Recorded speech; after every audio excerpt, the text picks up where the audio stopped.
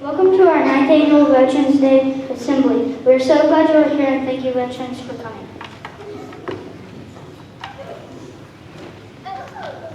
Please listen to this important video brought to you by the first graders talking about why the Pledge of Allegiance is important. The Pledge of Allegiance is important because I think it is special because they protect us from the bad guys. We always love it. Everybody should love it.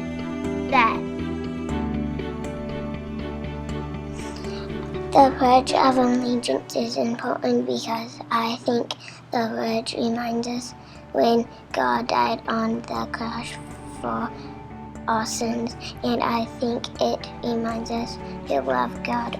Also, I think it reminds us to say our prayers at night, and I think it reminds us to have freedom to start again.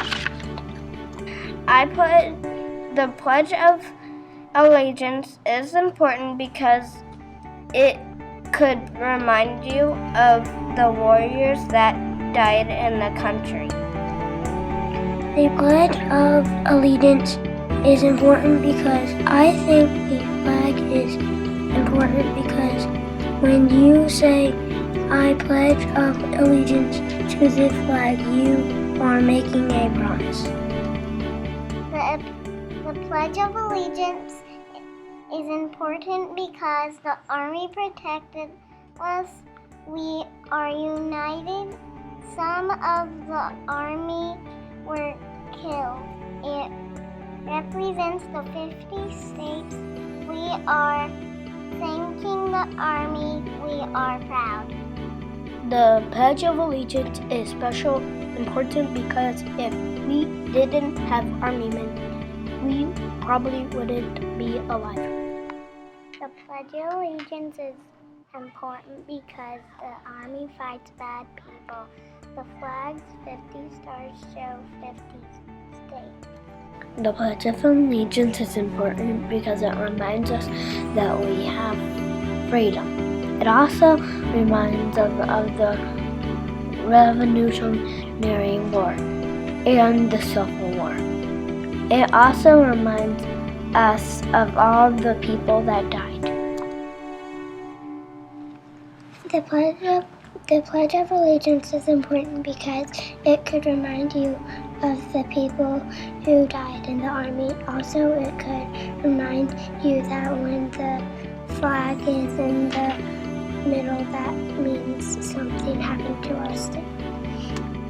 The Pledge of Allegiance is important because it represents God and it represents the one nation. People love our country. The Pledge of Allegiance is important because it represents freedom in the world and God.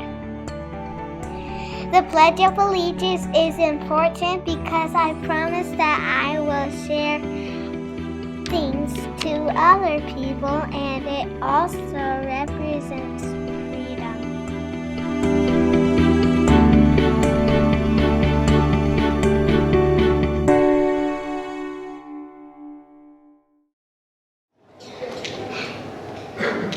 Pledge allegiance to the flag of the United States of America and to the republic for which it stands, one nation, under God, indivisible, with liberty and justice for all. You may be seated. Good morning, everyone. Today we are going to share with you a few facts about our national anthem.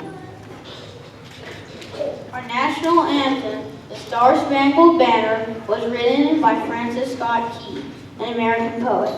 He wrote it after witnessing the Maryland fort being bombarded by the British during the War of 1812. The Star-Spangled Banner was recognized in 1916 by President Woodrow Wilson. It was first officially used by the Navy. In In 1931, President HAR-BER made our national anthem.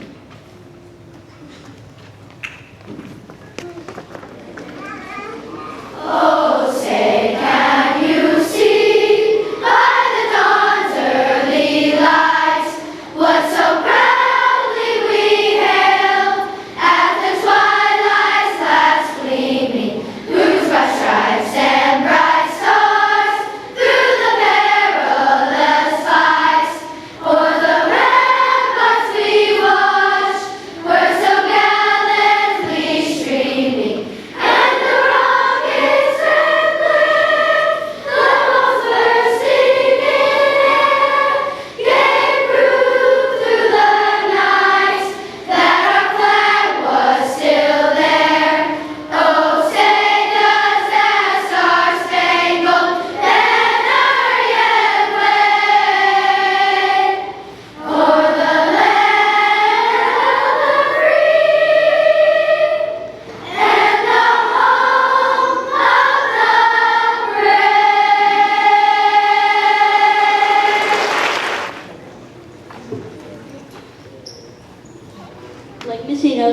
Blake Messino will tell us about World War II. World War II, also known as the Second World War, World War II lasted from 1939 to 1945. We, America, were the Allies. September 1st was when it started and ended on May 8th. The first American man killed was by a Russian man. Also, the youngest man to serve was 12-year-old Calvin Graham. Oh, thank you. And we're going to let Rowan introduce the students. This is my great-grandpa, Paul Martin, and he was in World War II, and Did you want to add anything? Did you want to add anything? Tell them about your service? What branch you were in? No, I was in the latter part of World War II, and I got to see about 2 months after they dropped the bombs, I was in Nagasaki Harbor, and also we rode the train down through Hiroshima, and it was devastation.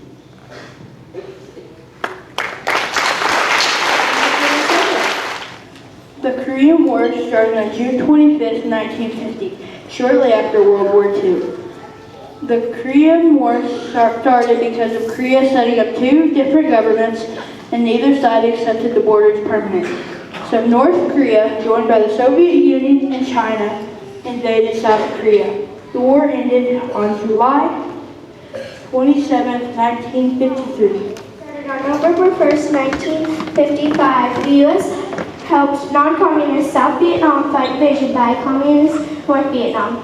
8,744,000 U.S. troops served during the Vietnam War. The Vietnam War ended on April 30, 1975. 58,220 was the total number of U.S. deaths during the Vietnam War. Thank you for your service.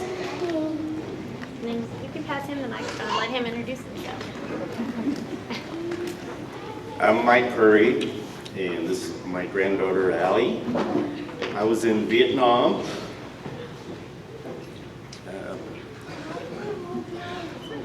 Pass it on to Shelby. Do you want to introduce? This is my grandpa. My name is Tom Campbell. I served in the Army in Vietnam and a few other places too.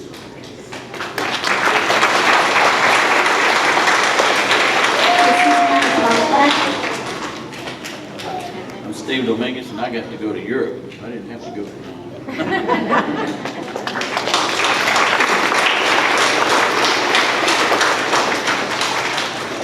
This is my grandpa. We call him Barn Dog.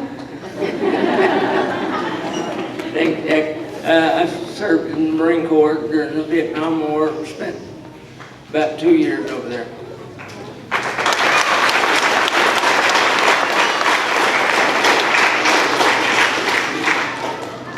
This is my grandpa, Walter Watkins.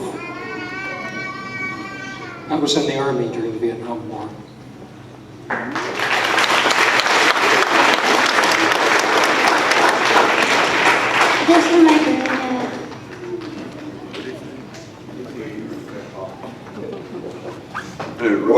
and I served in the Air Force in Southeast Asia.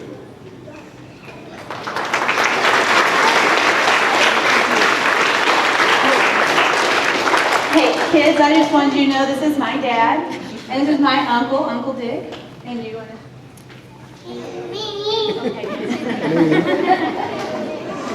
My name is Dick Huey, and like some of the other gentlemen, ladies perhaps, I did not go to Vietnam, so I always like to tell y'all that went, thank you for going. I was during the Vietnam War.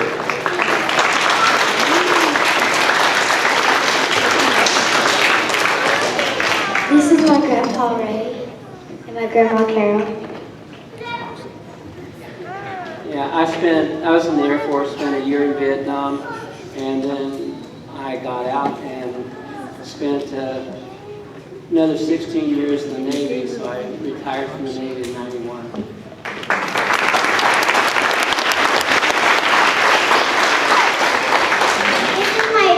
This is my Papa Daryl. I was stationed in Okinawa during the Vietnam War and loaded ships.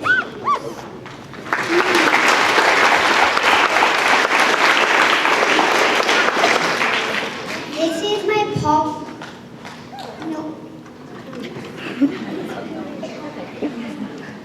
This is my Papa Gene Wong. My name is Gene Long. I served in the Navy as a naval courier during Vietnam.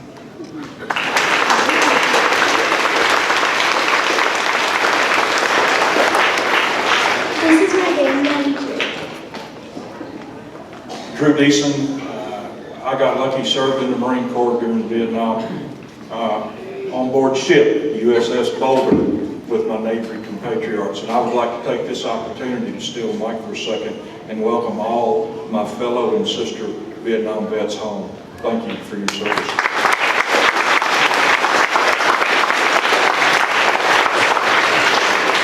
This is my grandpa Tommy, and he served in the Vietnam War. I was in Vong Tau a couple of times during the Vietnam War, so that's it. From the Persian Gulf War, please come to the front. Riley Wolf will tell us a little bit about the Persian Gulf War.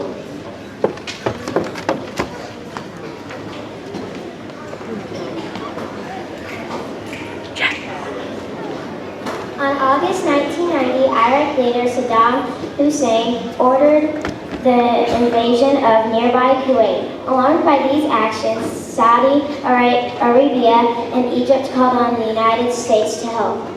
Hussein did not withdraw from Kuwait when he was demanded to by the United Nations. By mid-January 1991, the Persian Gulf War began with a massive U.S. air offensive known as Operation Desert Storm. After 42 days, President George H.W. Bush declared to stop the war. By that time, most Iraq forces in Kuwait had either surrendered or fled. A conflict in the troubled region led to a second Gulf War. More than 100,000 Iraq soldiers were killed and 150,000 of ours. Thank you for serving our country.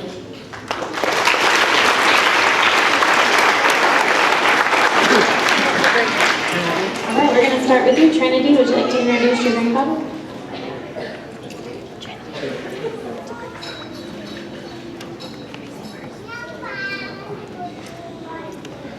This is my Papa, and he used to be in the Army.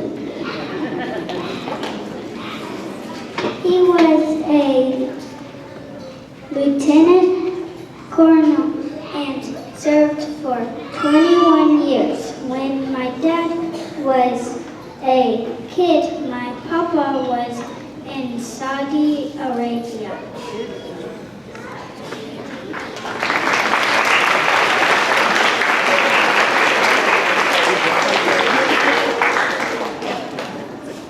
This is my Uncle Justin.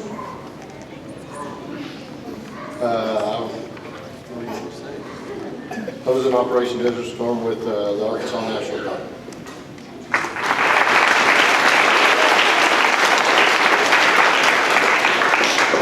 This is my dad, Jimmy Holmes, and he served in Operation Desert Storm in Saudi Arabia.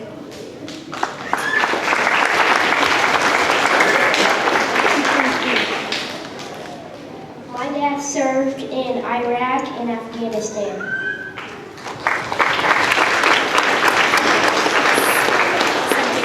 So Caden's dad couldn't be here today, so his name is Derek Kilpatrick. Started on October 7, 2001. It did not end until December 28, 2014. Jason Renfro. Hello, Jason Renfro. I'm also a school resource officer, not at this school, but I was with the 224th Maintenance Company, and we worked on vehicles that were coming out of the combat zone during the enduring freedom. And that's about it.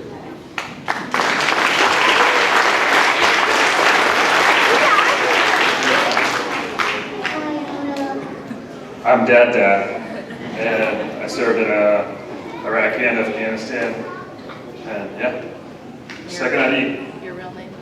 My real name is Jeremy Butler. U.S. military invaded Iraq because it was believed Iraq had weapons of mass destruction and nuclear weapons. The Iraq War cost billions and billions of dollars. This had a negative effect on the world's economy. By 2010, President Obama was making plans to end the war. By 2011, most of the U.S. military had left Iraq. 4,491 American soldiers were killed, more than 30,000 Americans injured. Thank you.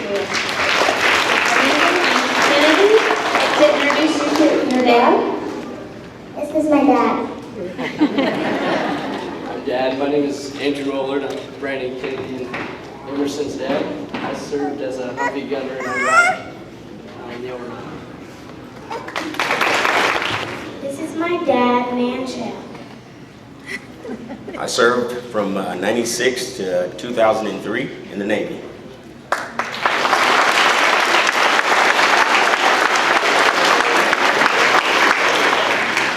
This is my dad, Brian Essex, and he served in the Marine Corps. This is my dad, Jimmy Huff. He served in the Marine Corps. This is my father, Stan Schurz. He served in the Army.